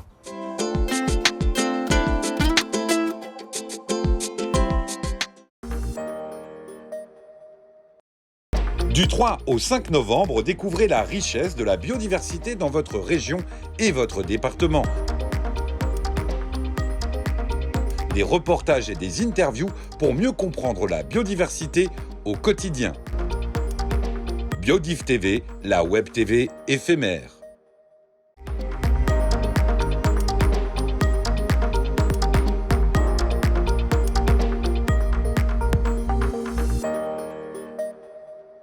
Observatoire régional de la biodiversité et véritable centre de ressources pour les acteurs franciliens, l'Agence régionale de la biodiversité en Île-de-France agit au quotidien pour documenter l'état de santé de la nature dans notre région. Grâce à son équipe d'experts, elle mène des études pluriannuelles visant à mieux connaître et mieux comprendre les liens et impacts entre activités humaines et les espèces végétales et animales, telles que l'étude sur les cimetières, par nature des lieux calmes où l'activité humaine est limitée, qui suit la faune, les insectes pollinisateurs, les chauves-souris, les hérissons, les oiseaux, et la flore de 45 cimetières franciliens pour étudier les facteurs pouvant influer sur la biodiversité. Celle sur l'écologie des toitures végétalisées, qui a pour objet d'évaluer la biodiversité et les fonctions écologiques de 36 toitures situées à Paris ou en petite couronne.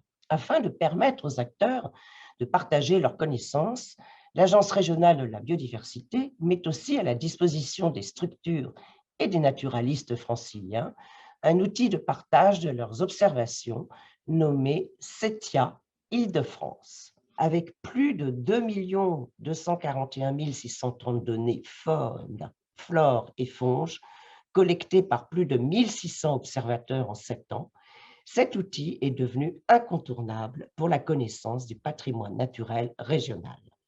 L'action de l'Agence régionale de la biodiversité, c'est également d'encourager tous les franciliens, même les plus novices, à participer à l'effort collectif pour mieux connaître la biodiversité grâce aux sciences participatives. Ces programmes de recherche, associant des citoyens et des scientifiques, permettent à tous les curieux de nature de collecter des données sur la faune et la flore en suivant des protocoles extrêmement simples.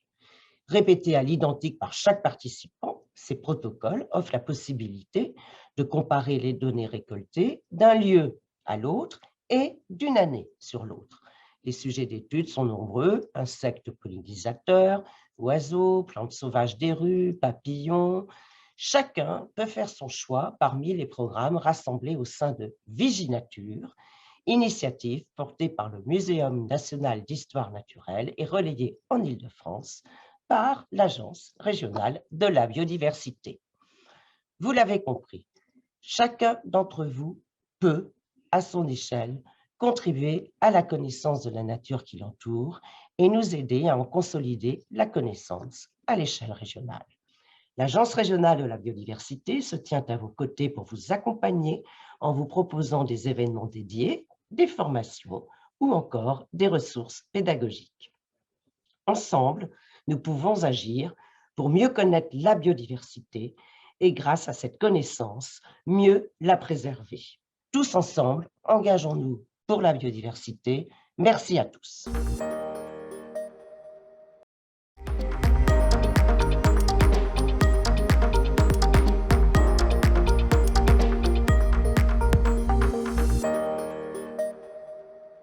Alternatiba est un mouvement écologiste citoyen de mobilisation sur le dérèglement climatique qui promeut des initiatives concrètes dans le but de construire une société durable tout en s'opposant aux projets entravant le développement de cette société et détruisant bien évidemment la biodiversité.